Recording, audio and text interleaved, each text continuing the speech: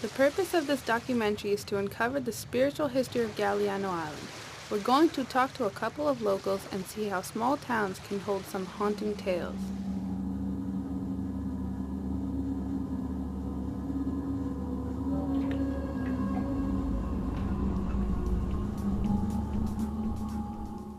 My name is Claire Stevens.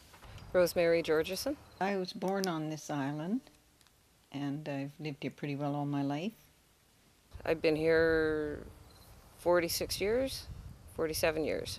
Ghosts, they're here. I've heard stories about them. I believe I've probably encountered the odd one along the way. There's a little girl at the north end, shows herself every once in a while.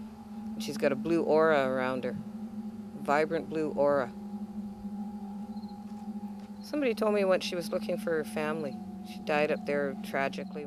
Well, one ghost story sticks in my mind, and it's of a house at the north end, and it was a haunted house, and we lived, my sister and I lived in there for a while. It's quite a story about a family that lived in this house. The girl was so unhappy that she committed suicide. And the house was haunted after that. There were times, when the lights were out or anything, the house seemed to come alive with people walking around, moving things like that.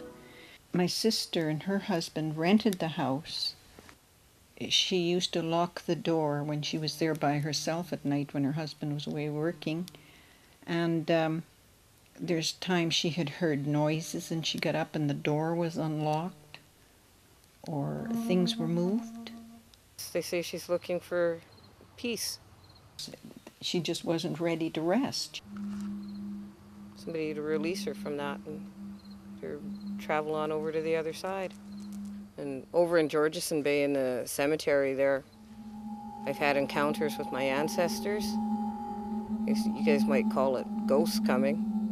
My culture, we might say it was a vision. The one I remember mostly is the one about the red eyes. They just come out of nowhere.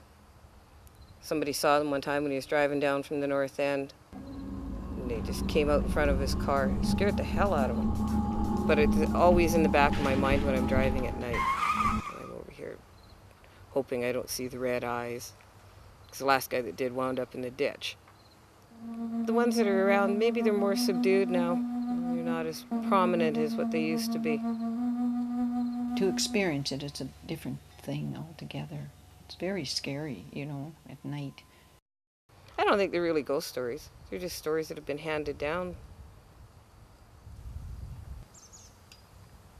It's just living with other beings. Every bay seems to have a story.